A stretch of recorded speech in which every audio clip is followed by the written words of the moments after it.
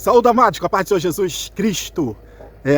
Pregador do Mato, pastor Stanek, em mais uma exposição bíblica, dessa vez no capítulo 8 dos Juízes. Juízes, capítulo 8, você que nos acompanha, aquele abraço, Deus abençoe, não se esqueça de se inscrever no nosso canal, compartilhar e dar o seu joinha. Juízes, capítulo 8, será o texto básico da nossa lição de domingo próximo. Nós vamos, então, ao texto. Juízes, capítulo 8, do 1 ao 35. Vamos fazer a exposição de todo o capítulo. Vamos ver aqui do 1 ao 3. Os homens de Efraim contendem com Gideão. Há uma forte contenda entre os homens de Efraim e Gideão. Por quê? Você não chamou a gente para essa guerra? Por qual motivo? O que está pegando? Qual o problema? E eles contendem fortemente com Gideão. Lembrando que Gideão era da tribo de Manassés. Manassés era irmão de Efraim. São dois irmãos, filho de José. Por isso que o laço era estreito. Eles contendem porque eles tinham um laço estreito. A tribo de Manassés e Efraim. Como o irmão vai para a guerra e não chama o outro. Aqui no capítulo 16 de Josué, no versículo 9, nós vamos ver a herança. Josué fazendo a divisão das terras. E justamente diz aqui, ó, Efraim estava no meio da herança dos filhos de Manassés, todas aquelas cidades. Eles estavam juntos, eles habitavam juntos. Josué deu a herança, conforme Moisés já tinha dividido, no meio. Eles estavam juntos, misturados, eram irmãos. Se você lembrar aí, Jacó vai abençoar, eles vão se tornar duas tribos. Jacó vai, assumi-lo como filhos, abençoá-los. Manassés é o mais velho. Aí na hora da bênção, Jacó vai inverter suas mãos e vai abençoar a Efraim. Era uma tribo forte, grande, muitos soldados, muita coisa boa, vegetação maravilhosa. Uma tribo forte. Vou dar um exemplo aqui. Eu moro num sítio bem grande, né? Um sítio bem grande, porque eles habitavam no meio do outro. Então eu moro num sítio que mora vários irmãos. Se tem uma festa,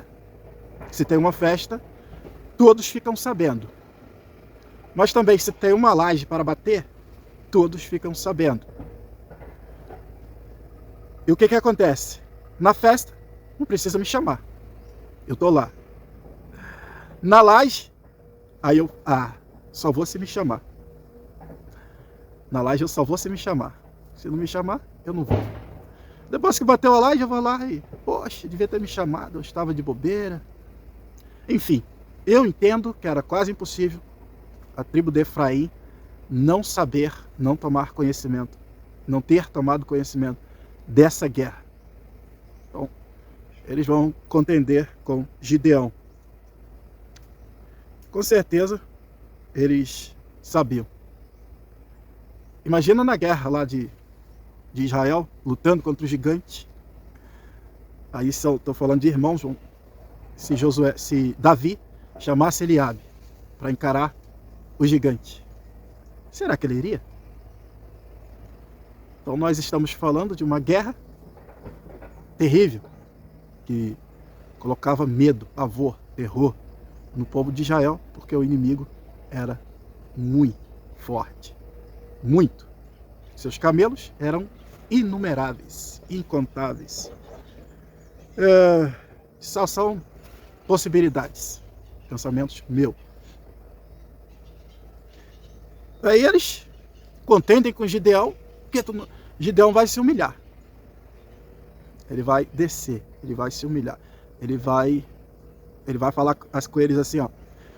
Porventura, não são os vossos rabis, ou seja, o resto da vossa colheita, melhor do que toda a nossa colheita? Olha como Gideão desce. Quando lá está dizendo rabisco, pode ser o resto. Quando lá está dizendo vindima, é colheita.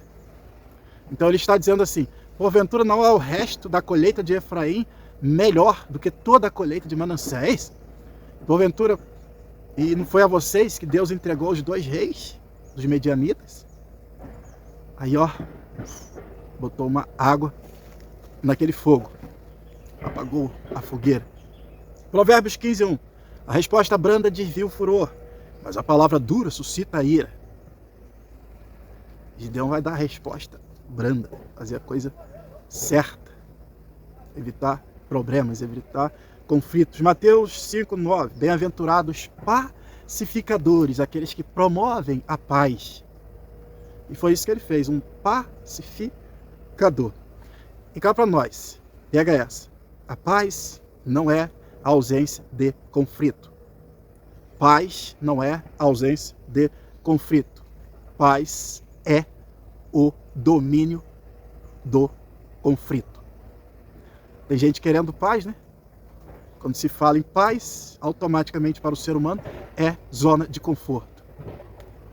Ó, mas segundo o pastor Hernandes Dias Lopes, paz perfeita é só no cemitério. É só no cemitério. Jesus deixou claro, no mundo tereis aflição. Então nós temos que ser pacificadores, como foi Gideão nesse episódio. Versículo 4 ao 7. Após uma longa caminhada, ele chega e passa o Jordão. Gideão chega e passa o Jordão. Josué 13:27. Ele vai chegar a Sucote. Sucote foi dado por Moisés à tribo de Gade. São terras que foram dadas por Moisés à tribo de Gade, entregue por Josué, no capítulo 13:27 de Josué. Então lá em Sucote, Gideão chega, possivelmente à entrada da cidade, e pede pão. 300 homens cansados. Ele vai pedir provisões, pão, água, recobrar a força daqueles homens. Ele vai pedir e eles zombam de Gideão. Eles vão zombar de Gideão. Tipo se eles tivessem dito, você vai pegar 2 pássaros voando? Está os reis na tua mão para que nós lhe demos provisões? Vão fazer uma zombaria, não vão dar. Não vão dar provisões.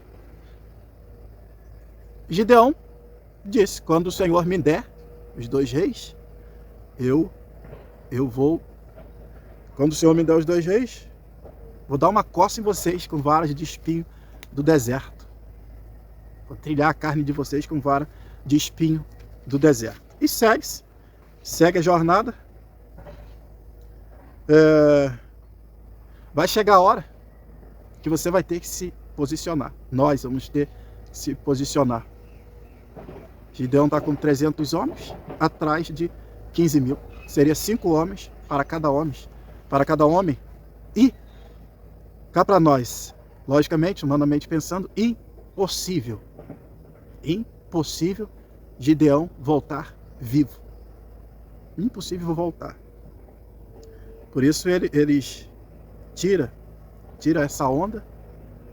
E quando você tiver que se posicionar ao lado de Deus, nós temos que se posicionar ao lado de Deus.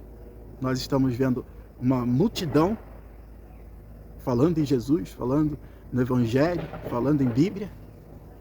Mas eu quero que você entenda que ao lado de Deus está a minoria. Ao lado de Deus sempre vai estar a minoria. Quando Jesus falou, meu sangue é bebida, minha carne é comida, quando ele deu aquele duro discurso, a multidão se dispersou. E ele perguntou aos discípulos, vocês querem ir também? Aí Pedro diz, para quem iremos nós, se só tu tens palavras de vida eterna? Ao lado de Deus sempre estará a minoria. Quando Caleb e Josué, ou melhor, quando são enviados 12 espias, a média aí de 20%, né? A porta do céu é estreita, o caminho é apertado, poucos são os que passam, os que entram por esse caminho, por essa porta. A maioria quis voltar para o Egito. Queriam apedrejar Caleb e Josué, até que a glória de Deus aparece. Então não se iluda com multidão, com status, com seguidores, porque a hora que você tiver que se posicionar ao lado de Deus, vai estar a minoria. E Deus sempre vai exigir renúncia, como aqui eles teriam que ter renúncia. Qual seria a renúncia, pastor? Eles teriam que abrir mão de 301, pelo menos, pão, talvez leite, água. Deus sempre vai exigir renúncia. Nós estamos nesse mundo, mas não somos desse mundo. Então, renúncia. Aquele que quiser vir após mim, negue-se, pois, a si mesmo. Toma cada dia a sua cruz e segue-me. Abrir mão de 300 pães, ou provisões, seriam alimentos. Os homens cansados precisavam de água, de pão, e é negado. É negado. Só que, se você está com Deus, como Gideão estava, está com tudo e tem tudo. Deus deu comida ao profeta, que com aquela comida ele andou 40 dias e 40 noites. Deus é o Todo-Poderoso. Se Ele quiser, eu não preciso mais me alimentar para viver. Deus é o dono da vida. Então ali é impossível Gideão voltar. Ele devia estar pensando, 5 homens para cada um volta. E Gideão segue a sua jornada e chega na outra cidade vizinha, do 8 e 9. Era Sucote. Chegou em Peniel, cidade vizinha de Sucote. Lá em Peniel, disseram a mesma coisa. Tinha uma torre, uma fortaleza. Eles habitavam ali e eles disseram para Gideão a mesma coisa. Lembrando que Peniel foi o nome dado ao lugar por Jacó, onde ele lutou com Deus e venceu. Então, os homens de Peniel disseram a mesma coisa. Você está dizendo para nós que vai pegar 2 passarinhos voando, sem tecnologia nenhuma, impossível, não vamos te dar nada não. E ele disse, Gideão foi desencorajado mais uma vez, você imagina. E ele disse, tá bom, quando eu voltar, eu vou derrubar essa torre. Amados, se você não acreditar no que você está fazendo, ninguém vai acreditar. Se você não acreditar em você, ninguém vai acreditar. O primeiro a acreditar em você tem que ser você. Vai aparecer pessoas para te desestimular, te desencorajar, como apareceu aqui para Gideão. Mas você precisa seguir o seu propósito até o fim, sem parar, sem toscanejar, cansado, desencorajado, mas vamos embora, vamos para frente. Segue o seu propósito. Persegue o seu propósito. Não é seguir não, persegue o seu propósito. Você tem que ir até o fim. Até o fim. Igual o apóstolo Paulo. No fim ele combatiu o bom combate. Apareceu muita gente para tirar o apóstolo Paulo. Falsos irmãos, meu Deus. No fim, o que você vai dizer? Combati o bom combate, acabei a carreira, guardei a fé. Versículo 10 ao 12 vai nos mostrar a soma do exército. 135 mil homens de guerra. No capítulo 7, versículo 22, vai dizer que a mão do Senhor fez com que a espada de um fosse contra o outro. E nessa matança morreram 120 mil. Então a guerra, mesmo para Gideão, ficou 15 mil. Que daria 5 homens para cada um, 2.300. Deus matou 120 mil homens. Fez com que a espada de um fosse contra o outro.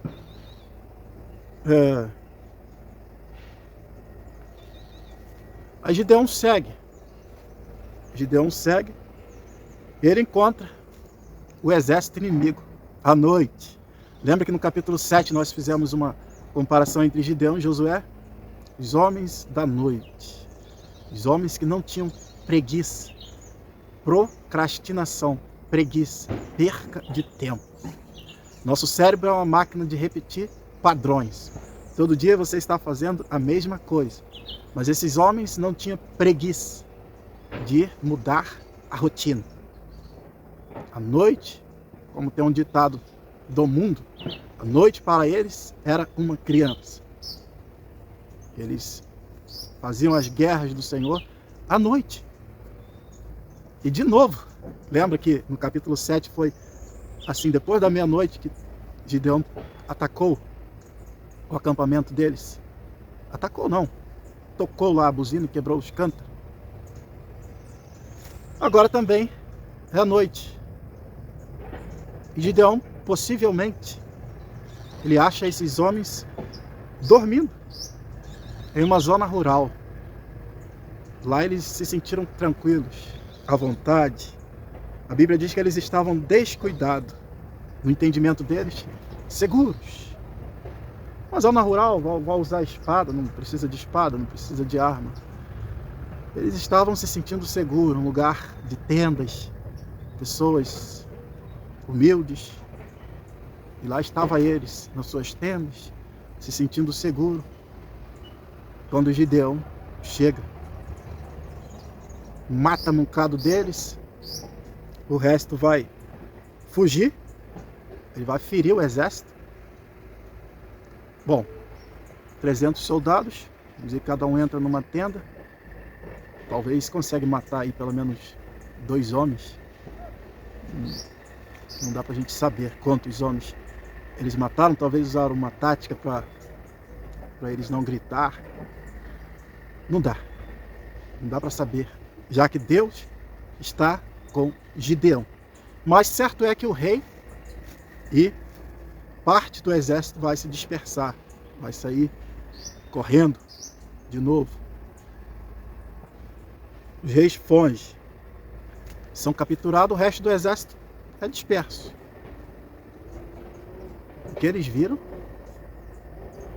do que eles correram, terror de Deus. Esses daqui, coitados.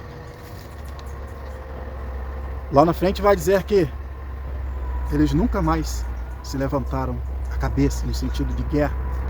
Versículo 13 ao 17. Gideão agora está voltando com o troféu da guerra. Chega de novo a Sucote por volta das 6 da manhã. Antes das 6 da manhã, devia ser umas 5 horas da manhã, antes do sol nascer, a Bíblia diz. Ele está chegando em Sucote. Ele vai prender um homem, esse homem vai descrever os 77 príncipes e vai passar para ele essa lista de nomes. E ele vai fazer o que prometeu, o que ele disse. Vai dar-lhe uma surra de espinhos do deserto nesses homens, trilhar a carne deles com espinho, fazer o que ele prometeu.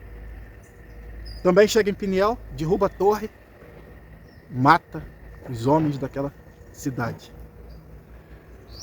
Do versículo 18 ao 21,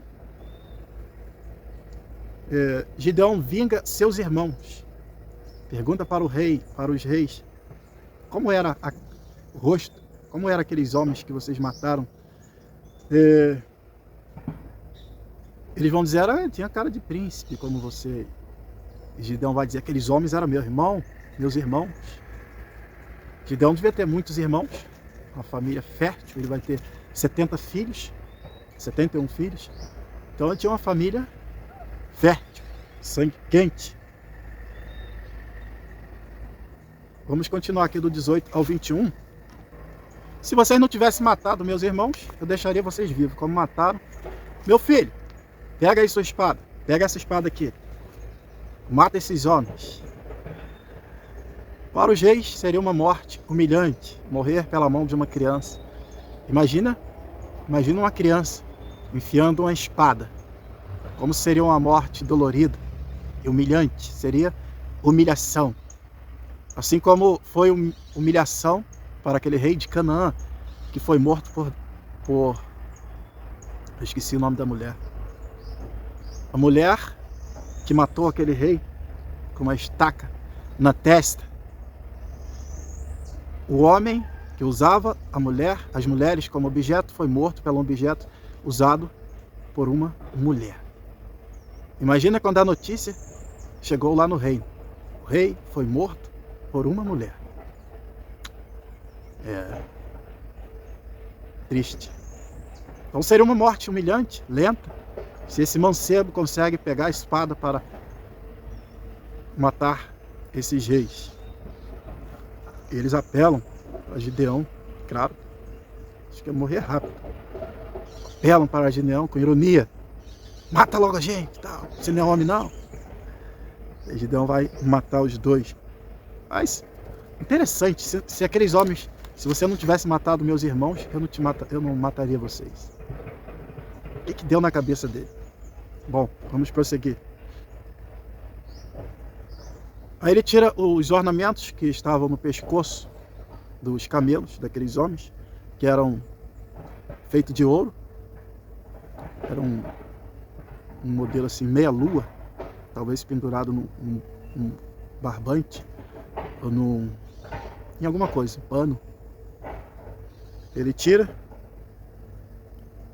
22 a 26.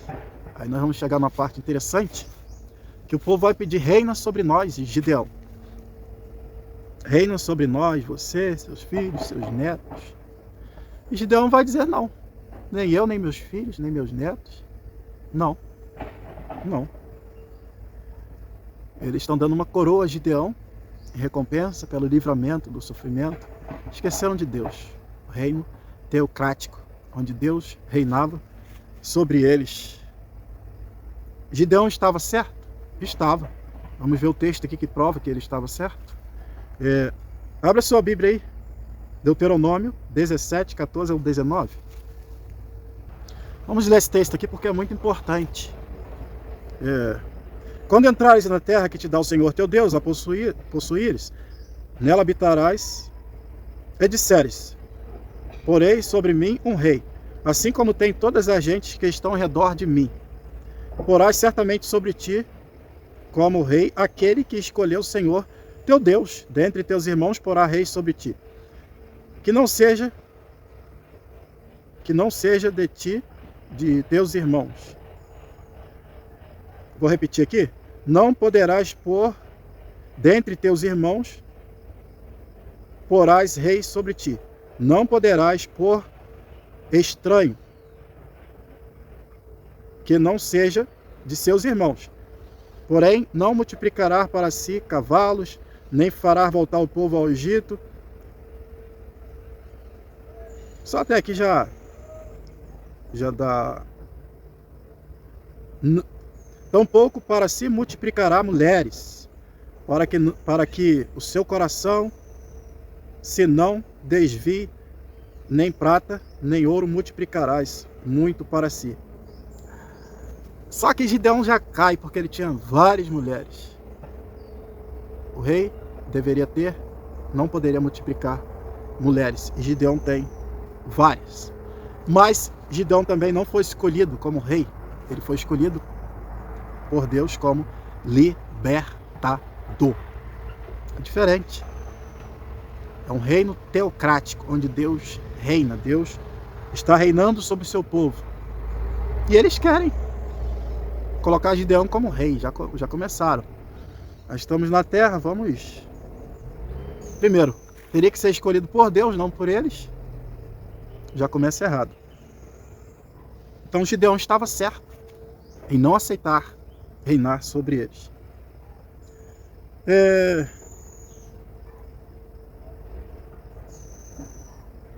Aí Gideão vai errar.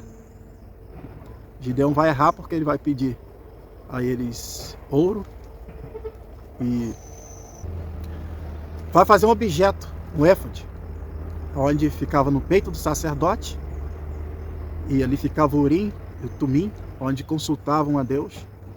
Ele vai fazer esse objeto de ouro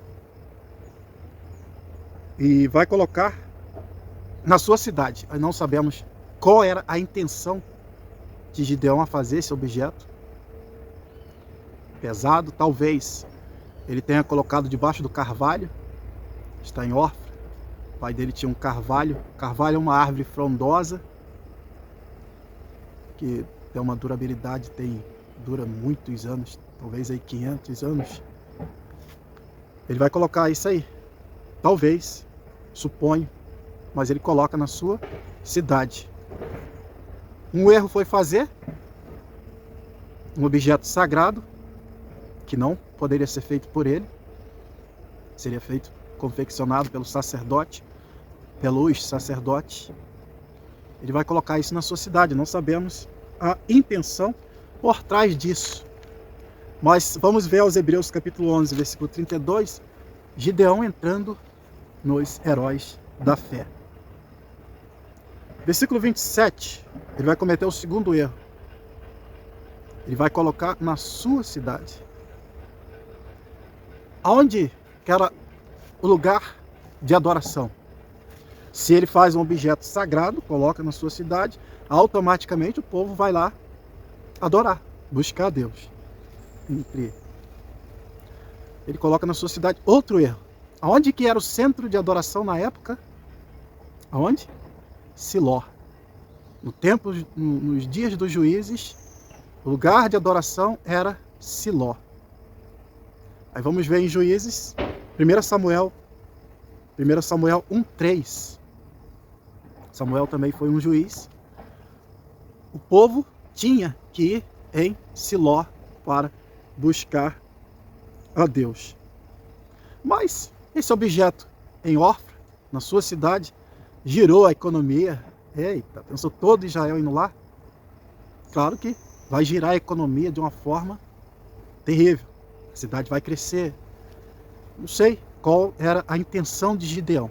Certo é que o povo deixou de ir a Siló. Ele fez igual o rei. Talvez sem essa intenção, mas igual o rei que botou 2 bezerros, um em Betel e outro em Dan. Qual era a intenção? De o povo não ir mais para Jerusalém. Vamos girar a economia aqui. Não sei se essa era a intenção de Gideão. Quero crer que não. Mas girou a economia e gostou. O povo começa a ir lá. E Gideão vai ser o juiz de Israel. Deuteronômio é muito importante. Esses textos nós vamos ler agora. Onde seria, como seria o lugar de adoração? Vamos ler Deuteronômio 5, Deuteronômio 12, o 5, depois do 11 a 14. Versículo 5 e depois do 11 a 14, Deuteronômio 12. Mas o lugar que o Senhor vosso Deus escolher de todas as vossas tribos, para ali pôr o seu nome, buscareis para a sua habitação, e ali vireis. Todas as tribos tinham que ir àquele lugar. Versículo 11 a 14. Então haverá um lugar que escolherá o Senhor vosso Deus, para ali fazer habitar o seu nome, e ali trareis tudo que vos ordeno, os vossos holocaustos, os vossos sacrifícios, os vossos dízimos, e as vossas ofertas alçadas da vossa mão, e toda a escolha dos vossos votos que votares ao Senhor. E vós alegrareis perante o Senhor vosso Deus, vós e vossos filhos e vossas filhas, os vossos servos e vossas servas, e o levita que está dentro das vossas portas, pois convosco não tem parte nem herança. Guarda-te que não ofereças os teus holocaustos em todo lugar que vires. Preste atenção nisso aqui. Mas no lugar que o Senhor escolher, numa das tribos, ali oferecerás os teus holocaustos, e ali farás tudo o que te ordena. Imagina, o povo indo lá, talvez se constituiu lá um sacerdote, certamente, para receber as ofertas, os holocaustos. Vamos dizer, eu fiz um voto, Eu pagar votos também. Eu fiz um voto. Se acontecer isso, eu vou dar o meu ouro. O sacerdote está lá para receber. O Gideão está lá para administrar. Se acontecer isso, eu vou dar um boi. Eu vou dar cereais. Siló foi destruído futuramente pelos filisteus. E nas escavações encontraram cereais, como trigo. Era o lugar escolhido pelo Senhor. Gideão nem ninguém podia escolher o lugar. O lugar teria que ser escolhido pelo Senhor. E todas as tribos viriam ali. Como todas as tribos vão ir a Ofra, adorar aquele objeto. Virou objeto do culto. E vai girar a economia, vai, enfim. Agora, 1 Samuel 1:3. Aí você vai procurar aí, vai dizer que onde era o lugar de adoração escolhido pelo Senhor, Siló. Lá estava o tabernáculo, e lá estavam sacerdotes, levitas, é onde o povo tinha que ir. Mas Gideão desviou o povo de ir a Siló. Erro terrível. Como os homens estão desviando o povo de ir a Deus hoje.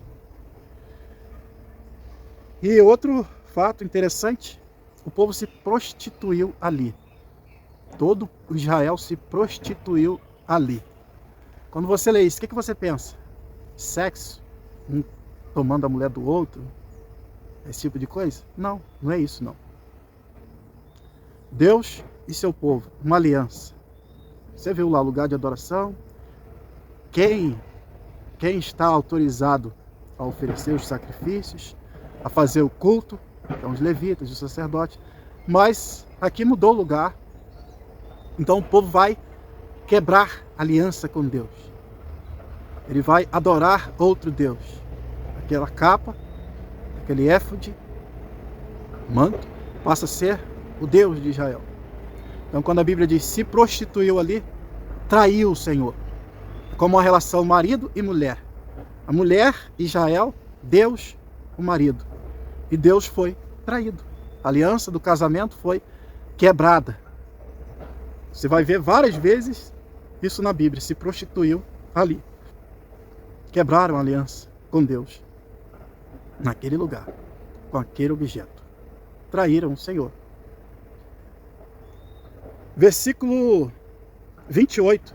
A terra teve 40 anos de sossego. Os medianitas nunca mais levantaram a cabeça. Versículo 29. Gideão volta para sua casa. Lá onde ele morava com o pai dele, quando ele saiu para a guerra, em Ofra. E ele volta para aquele lugar. Ele é um camarada humilde. Ele volta para a sua casa. E versículo 30. Teve Gideão 70 filhos, que procederam da sua coxa, porque tinha muitas mulheres. Já estava desqualificado para ser rei. Aí você vai ver lá na frente, pastor, mas lá na frente Davi vai ter várias mulheres. Não que era a vontade de Deus. Davi e outros vão ter várias mulheres. Enfim. 31. E sua concubina que estava em Siquém, deu-lhe também um filho e pôs por nome Abimeleque. Vamos ver uns 4 Abimeleque aí na Bíblia. Vamos ver Abimeleque lá perturbando Abraão, Isaac. Vamos ver Abimeleque, rei dos filisteus, lá na frente. Gideão vai dar esse nome para o seu filho. Outro problema, outro erro grande. Que na próxima lição nós vamos ver o rolo que vai dar esse nome. Sabe qual é o significado desse nome? Meu pai é rei. Abimeleque, ó, eu sou o príncipe. Eu sou o tal. Esse nome tem esse significado. Meu pai é rei.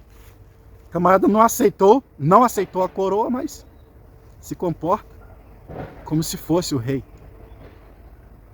E isso é complicado. Lá na frente vai dar um rolo. É a lição de domingo que vem. E faleceu Gideão, filho de Joás, em boa velhice, e foi sepultado no sepulcro de seu pai Joás em Ofra, dos Abiesritas.